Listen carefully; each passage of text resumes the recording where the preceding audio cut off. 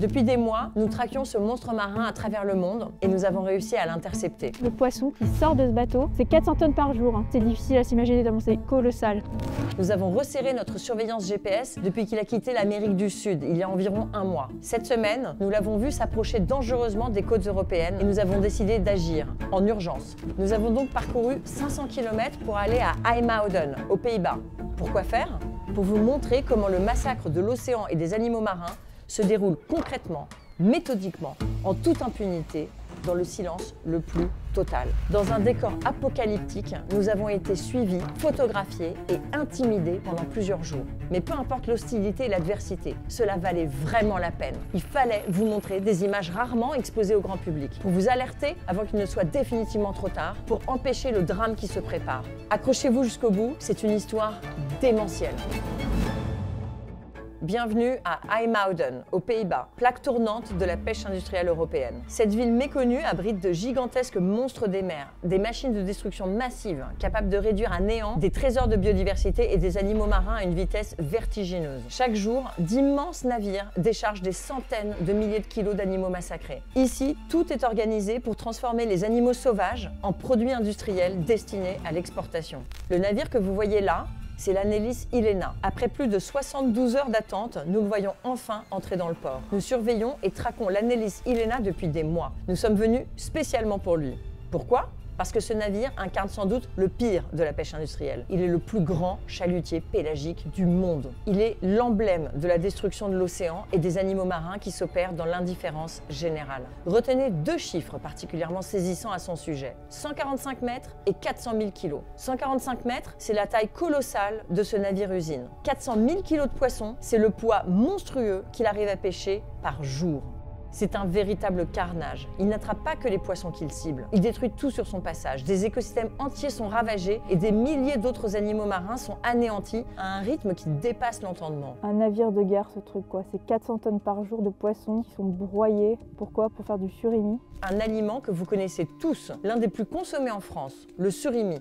Vous ne le savez peut-être pas, mais en réalité, le surimi que vous mangez est le plus souvent réalisé à base de poissons à chair blanche, pêchés en haute mer, comme le colin d'Alaska ou le merlan bleu de l'Atlantique du Nord. C'est ce processus que nous avons essayé de documenter malgré le climat hostile sur le port d'IJmuiden. Regardez attentivement l'Annelis Ilena. Avec ses filets de plus de 600 mètres de long, ce monstre marin pêche jusqu'à 1 million de merlans bleus chaque jour. Il faut bien comprendre qu'un tel engin de destruction ne fait aucune différence entre les espèces. Il capture en même temps que le merlan bleu des milliers d'autres animaux marins qui sont sacrifiés pour rien. Pour résumer, le processus est le suivant. L'Annelis Ilena pêche des millions de merlans bleus avant de les broyer en pâte grâce à une usine qui est installée directement sur le navire au sous-sol. Cette pâte, ce sera la base de vos surimis. Les caisses sont chargées dans des camions pour être transformées en produits qui alimentent la grande distribution. À ce stade de la vidéo, il reste une énigme. Quel drame écologique faut-il arrêter de toute urgence? Reprenons le fil. Ces 6 derniers mois, l'Annelis Ilena a saccagé les eaux du Pérou et du Chili en Amérique du Sud. Et soudainement, pour la première fois depuis des mois, le voilà en Europe pour décharger sa cargaison en plein mois de novembre. Nous aurions préféré que ce soit le fruit du hasard. Malheureusement, ce n'est pas le cas. Il est de retour car il vient juste d'obtenir un permis de détruire dans les eaux européennes, alors qu'elles subissent déjà des pressions énormes des pêches industrielles. Qui a donné un permis de détruire à ce monstre des mers? La réponse doit faire trembler de colère chaque personne qui regarde cette vidéo. C'est le gouvernement français, et plus particulièrement Fabrice Loher, le maire de Lorient, devenu le nouveau ministre des Pêches. On vous explique les coulisses de ce scandale. Sans rentrer dans tous les détails, retenez deux choses principales. Premièrement, l'Annelis Ilena appartient à la multinationale néerlandaise Parlefleet et Van der Plas. Le navire est immatriculé en Pologne. Attention, ce dernier détail est particulièrement important, car deuxièmement, la Pologne n'a pas de quota de merlan bleu. C'est-à-dire que les navires immatriculés en Pologne n'ont pas le droit de pêcher ce poisson. Concrètement, cela signifie que l'Annelis Ilena, immatriculée en Pologne, ne peut pas pêcher de merlan bleu en Europe, sauf si un État membre de l'Union européenne lui transfère une partie de son quota. Et contre toute attente, c'est le gouvernement français qui a décidé de céder ses quotas de merlan bleu à la Pologne.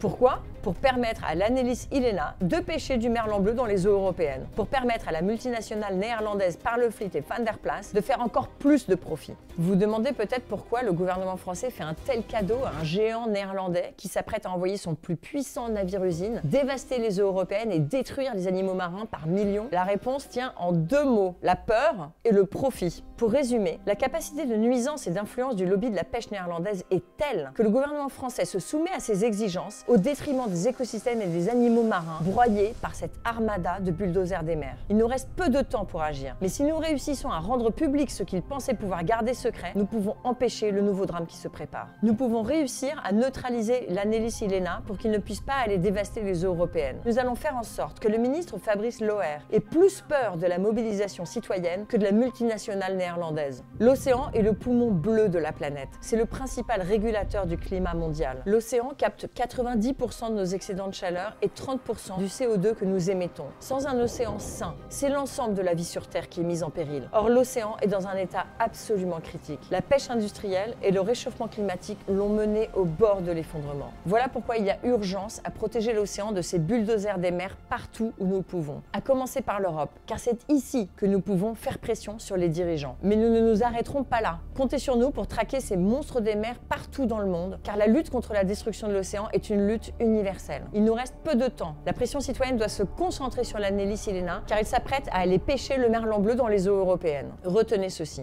Chaque mètre carré d'océan qui est préservé de ces machines de destruction est un mètre carré déterminant pour notre avenir. Partagez massivement cette vidéo, signez notre pétition et interpellez Fabrice Loher pour qu'il retire le permis de destruction qu'il a accordé à l'Annelis Illéna. Non à l'Annelis Illéna, non aux bulldozers des mers et non à la destruction de l'océan et au massacre de millions d'animaux marins. Nous comptons sur vous, c'est urgent.